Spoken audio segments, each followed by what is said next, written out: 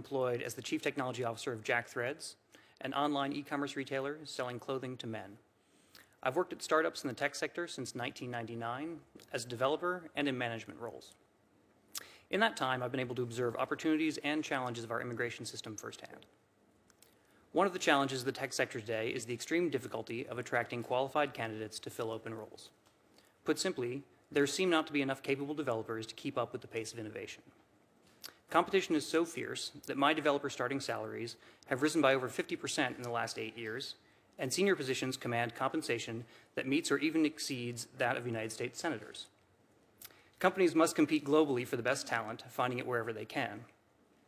CTOs like me must spend a huge amount of their time recruiting employees, and a large industry of recruiters has sprung up to, for a hefty price, find and poach workers. Coding schools like General Assembly and Flatiron School, to name just 2 in New York City alone, crank out new developers every 6 weeks, and still jobs go unfilled. In my role, I try to shake every tree to find skilled employees. I've traveled to college career fairs and meetups, used in and out-of-house recruiters, hired remote workers, relocated workers from across the country, and also hired through the H-1B visa program. In my personal experience, the use of foreign workers has directly contributed to the health of my company and to our ability to offer additional jobs to Americans. One example.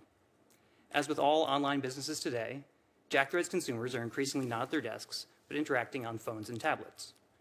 Creating a quality experience that allows a user to easily shop or read on a 4-inch screen is incredibly difficult and requires deep technical expertise and constant refinement.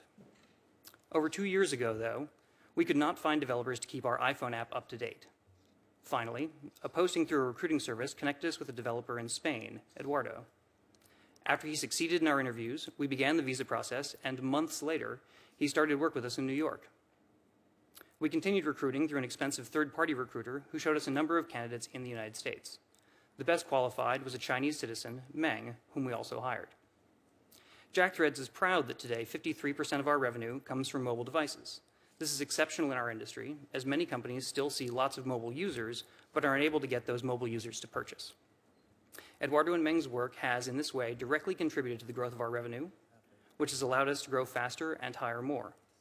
Because of their contributions, we employ more American workers than we otherwise would have. Yet the system treats those workers unfairly. They live under the constant threat that their lives could be uprooted. The system is full of uncertainty and requires a confusing renewal process. Because their visa is tied to their employer, if they lose their jobs, even through no fault of their own, they have 30 days to find a new one or leave the country. This makes it harder for them to leave bad jobs and gives them less leverage in salary negotiations, not to mention adding tremendous stress to their lives.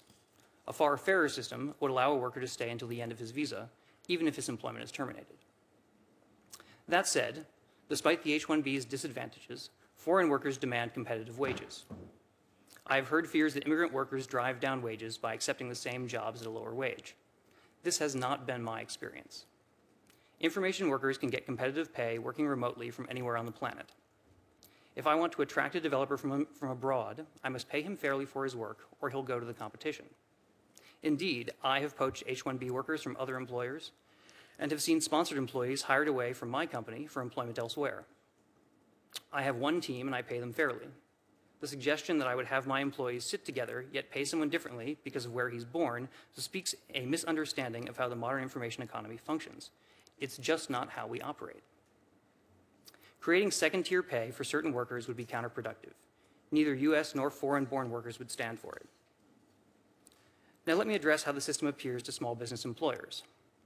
F1, J1, H1B, OPT, visa lotteries. I knew about none of this alphabet soup when I started. My company has been fortunate in that we have had enough success to grow to the point where we can afford the lawyers that help us navigate the H-1B process.